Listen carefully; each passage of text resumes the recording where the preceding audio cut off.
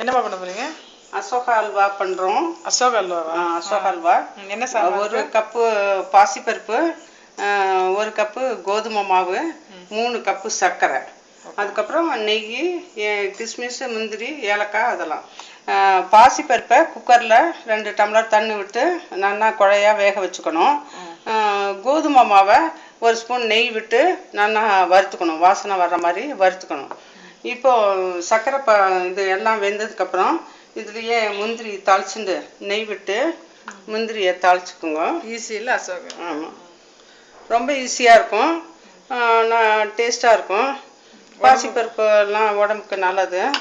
அந்த மாதிரி ஒரு நாளைக்கு ஒரு குழந்தைகளுக்கு ஒரு சாயந்தரம் நேரமில் ஸ்வீட்டாக பண்ணி கொடுக்கலாம். நம்ம ஏதானும் 4 கிழமைக்கெல்லாம் பண்டிகை நாளையில் பெருமாளுக்கு அபிஷேகம் பண்ணுறதுக்கும் ஈஸியாக பண்ணலாம். இந்த மாதிரி நெய் விட்டு நெய் காய்ஞ்சதும் முந்திரி எடுத்து வச்சுருக்கேன். அந்த முந்திரியை அதில் வறுத்துக்கிறோம். பருப்பு வேக வச்சு வச்சுருக்கீங்களே? ஆமாம், பாசிப்பருப்பை 2 டம்ளர், 1 கப்பு பாசிப்பருப்புக்கு 2 கப்பு தண்ணி விட்டு குக்கரில் நல்லா 3 விசில் வர்ற மாதிரி விட்டு நல்லா குழைய வேக வச்சுக்கணும். வேக வச்ச பருப்பை எடுத்து வச்சுருக்கேன். அதே போல் 1 கப்பு கோதுமை மாவு, 1 ஸ்பூன் நெய் விட்டு கடாயில் போட்டு வறுத்து எடுத்து வச்சுருக்கோம். இப்போ 3 கப்பு சுகர் வச்சுருக்கீங்க, சர்க்கரை 3 கப்பு. இப்போ எண்ணெய் விட்டு முந்திரி வறுத்துருக்கீங்க. நெய் விட்டுட்டு முந்திரி வறுக்கிறோம். முந்திரி வறுத்ததுக்கப்புறம் இது எல்லாமே ஒன்றா போட்டு கிளறணும். அவ்வளோதானே, எல்லாத்தையும் ஒன்றா போட்டு கிளற வேண்டியது? ஆமாம், நெய் விடணும், கொஞ்சம் கொஞ்சம் நெய் விட்டு கலந்துக்கணும். முந்திரி வறுத்துட்டு ஃபஸ்ட்டு கோதுமை மாவு போடுறேன்.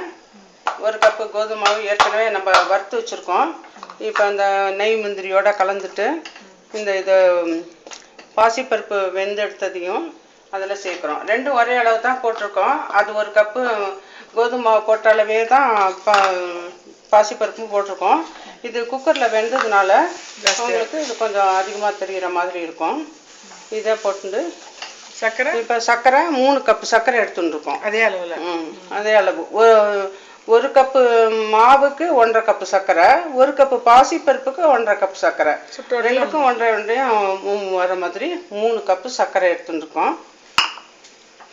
எல்லாம் போட்டு கிண்ட வேண்டியது. போட்டுட்டு இதே கடாயில் நெய் விட்டு முந்திரியை வறுத்துட்டு அப்படியே இது எல்லாமே சேர்த்துட்டு வெந்த பாசிப்பருப்பு, வறுத்த கோதுமை மாவு, 3 கப் சர்க்கரை எல்லாம் போட்டு கிளறணும். கிளறி இருக்கிறபோது கொஞ்சம் நல்லா இது எல்லாம் சேர்ந்ததுக்கப்புறம் கொஞ்சம் நெய் விட்டு, நெய் தேவையான அளவு விட்டுக்கலாம்.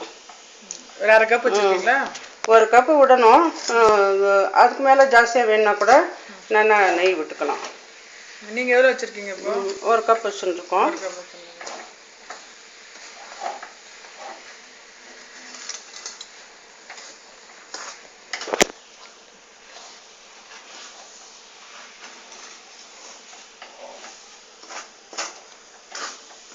அந்த சர்க்கரை இதுலேயே கரைஞ்சி அந்த தண்ணி விட்டுன்றோம் இல்லையா? தண்ணி விட சர்க்கரை சூடு பண்ணும்போது உங்களுக்கு கசிஞ்சிக்கும். அப்போ இந்த பாசிப்பருப்பும் கோதுமையும் மாவும் சேர்ந்துக்கும். அதோட பைத்தம்பருப்பு நல்லதுனால இது இது ரொம்ப கொஞ்சம் டேஸ்ட்டாக இருக்கும், சீக்கிரமாகவும் ஆகும், ஈஸியாக செய்யறதுக்கு வசதியாக இருக்கும். நம்ம கோதுமை அல்வாலாம் நம்மளா பண்ணுறது கொஞ்சம் சில சமயத்தில் சிரமமாக இருக்கும், சரியாக கிண்டுறதுக்கெல்லாம் வராது. இது ஈஸியாக இருக்கும்.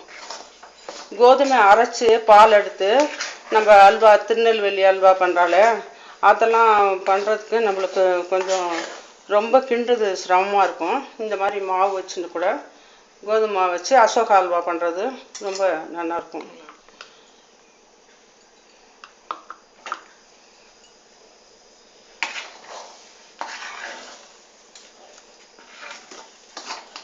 இது 2 நாள் வச்சுக்கலாமா? 2 நாளைக்கு வச்சு சாப்பிடலாம். நம்ம வெந்த பருப்பை மறுபடியும் நெய்யில் போட்டு கிளறோம் இல்லையா? வறுத்த மாவோட நெய் விட்டு நல்லா கிளறதுனால 2 நாளைக்கு பண்ணி நினைக்க மறுநாளும் வச்சு சாப்பிடலாம்.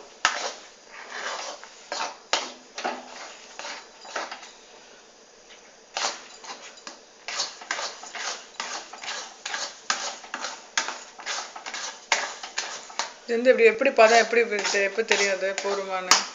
இது ரெண்டுமே மாவும் வறுத்துருக்கு, பாசிப்பருப்பும் வெந்திருக்கு. அதனால ரொம்ப நாள் கிண்டணுங்கிறது இல்லை. அந்த சர்க்கரை கரைஞ்சி இதோட சேர்ந்தாப்புல வர்ற டைம்ல எடுத்துக்கலாம். ஆறுனா இன்னும் கூட கெட்டியாகும்.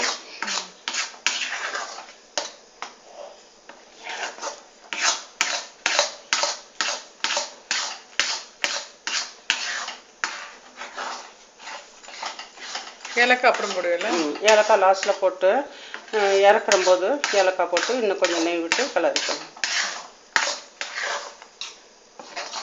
அசோகா அல்வா இன்னும் பேர் புதுசாக இருக்கு. ஆமாம்,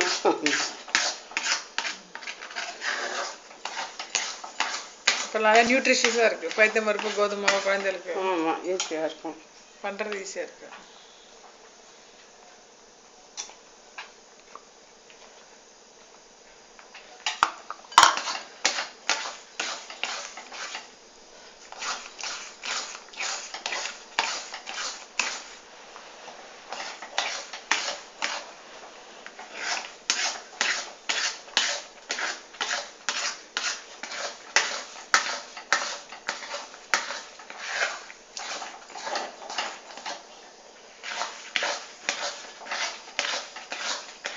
இப்போ வந்து சர்க்கரை கரைஞ்சிருது. சர்க்கரை நல்லா பாகு பதத்துக்கு வந்துட்டு இந்த மாவோட இருக்கிறதுனால கிண்டுறும் போது இப்போ ஃபஸ்ட்டெல்லாம் கொஞ்சம் லூஸாக இருக்கும். இப்போ பதம் ஆயிடுச்சுன்னா இது ரொம்ப கெட்டியாக நம்மளுக்கு கிளறதுக்கே ஒரு மாதிரி திக்காக இருக்கும். அந்த மாதிரி டைமில் இதை முடிச்சுக்கலாம். ஆறுனா உங்களுக்கு இன்னமும் கெட்டியாகும். இப்போ வந்து ஏலக்காய் பொடி கலக்கிறோம். ஏலக்காய் பொடி சேர்த்துட்டு இருக்கிற நெய்யும் விட்டுட்டு அதோட கலரிடலாம்.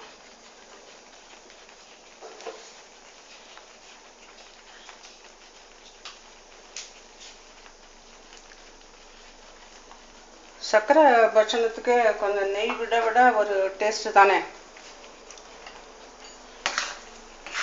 கிண்டுறதுக்கு கனமாக இருந்ததுன்னா இப்போ திக்காக இருக்குது, கிண்ட ஒரு மாதிரி கைக்கு திக்காக இருக்குது. இந்த டைமில் இப்போ நெய் விட்டாச்சு, ஏலக்காய் பொடி போட்டாச்சு. இப்போ இல்லை லாஸ்ட்டாக விட்ட நெய் இதோட சேர்கிற மாதிரி கலக்கிட்டு இதை எடுத்துக்கலாம். இதை செத்தனாலே அப்படியே கடாயோட கூட வச்சுக்கலாம். அப்புறமா கொஞ்சம் ஆறுனதும் நம்ம இது ஒரு பவுலில் எடுத்து போட்டுக்கலாம். 2-3 நாள் வச்சு சாப்பிடலாம். 2 நாளைக்கு வச்சு சாப்பிட்லாம். 1 கப்பு கோதுமை வறுத்து வச்சுக்கணும், 1 கப்பு பைத்தம்பருப்பு வேக வச்சுக்கணும், 3 கப்பு சர்க்கரை. கொஞ்சம் முந்திரி வறுத்துட்டு எல்லாத்தையும் ஒன்றா போட்டு எல்லாம் ஒன்றா சேர்ந்து நெய் விட்டு கலரிக்கணும். அவ்வளோதான். இப்போ ஆச்சு. இந்த மாதிரி இப்படி இருக்கும். அல்வா பதத்துக்கு வந்தாச்சு. இப்போ அப்படியே எடுத்து ஆறுனதும் நம்ம கப்பில் போட்டு சர்வ் பண்ணுவோம். அவ்வளோதான்.